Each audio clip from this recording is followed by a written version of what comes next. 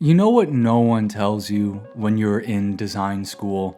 I mean, they teach you composition, they teach you typography, they teach you how to mock things up, lay it out in a campaign, and how to write a case study about it. Cool, right? That's all part of the job.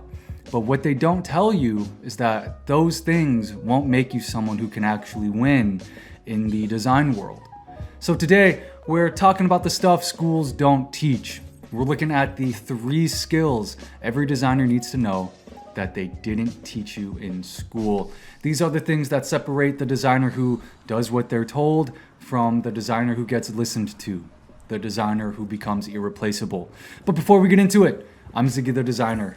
I'm a graphic designer who's worked alongside some of the world's most recognizable brands, including United Airlines, Target, and Stanford University. If you like the conversations we're having on this show, be sure to support the channel by giving this episode a like, leaving a comment down below, and of course, by subscribing. Let's get into it. Design is all around us, so we might as well talk about it.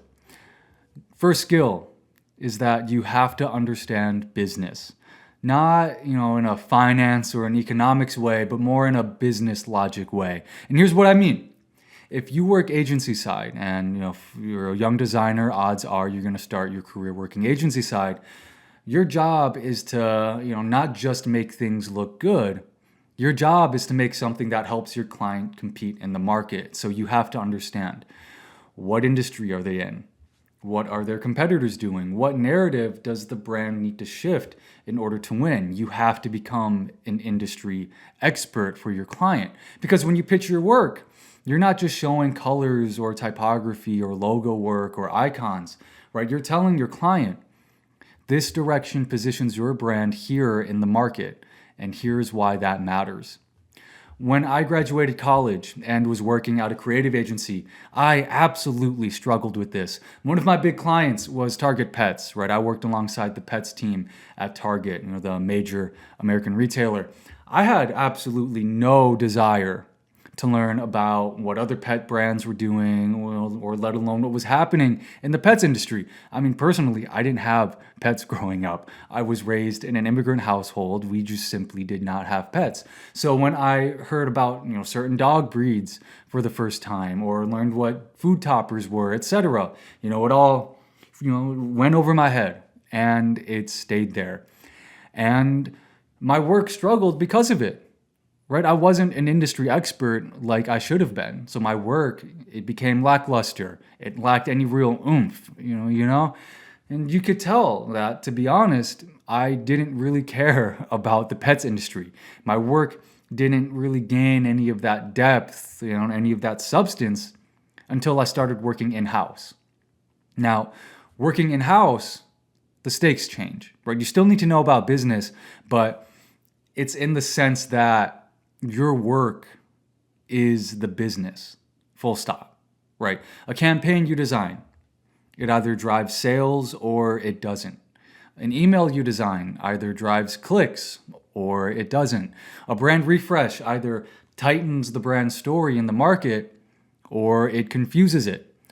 There's no client approval buffer. There's no, the presentation was great, but they didn't go with your concept. It's either your work performs or it doesn't. And you feel that pressure pretty directly. Project ownership simply hits harder in-house. There's pride in that, but there's a sense of accountability too. Because when you win, you win, you feel it, you see it, you celebrate it. But when you lose, you hear the exact dollar amount the company missed out on because your project missed the mark. This is where designers grow up. I spent 3.5, 4 years working agency side, and it wasn't until I moved in-house where I actually saw how much money my campaigns were making the company. Skill number 2 is that you have to be able to sell. And I don't mean that in a way of, having a nice presentation, right? I mean, sell your thinking.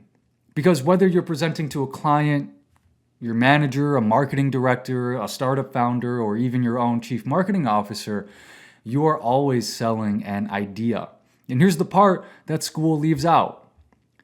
You're never really selling your design work. You're selling your ideas, your stories. When you present, you're not walking people through the design that you made, right? You're telling them what problem exists, how you understood it, and why your direction is the right response to it. And here's the truth. If you can't explain that, people will assume that you don't understand it.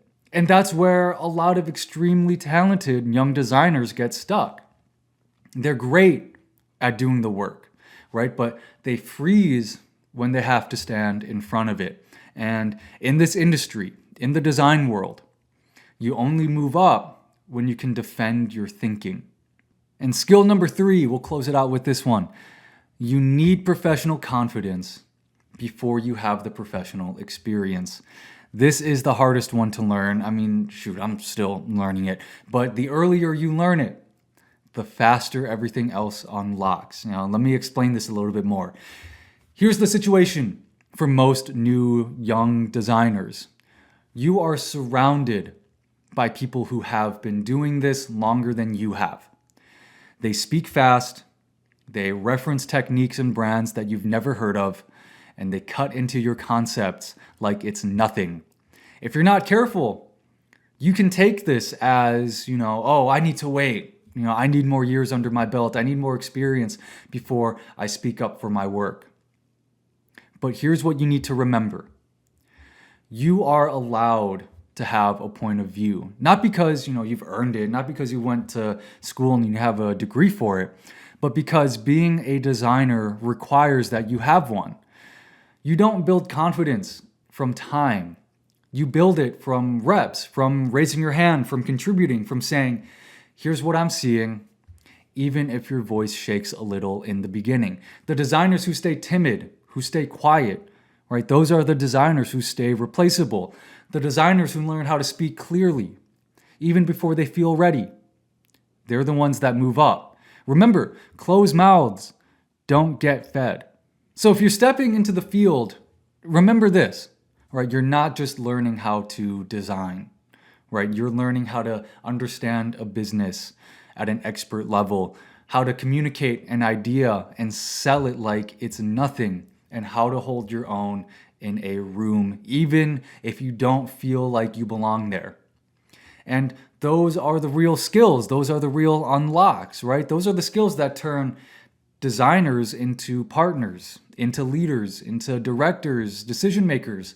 These are skills you won't find in a syllabus, but you will find them in the room where the work actually happens.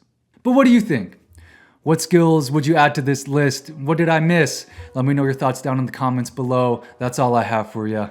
If you enjoyed the conversations we're having on this channel, be sure to support the show by giving this episode a like, subscribing, and of course, sharing this one out.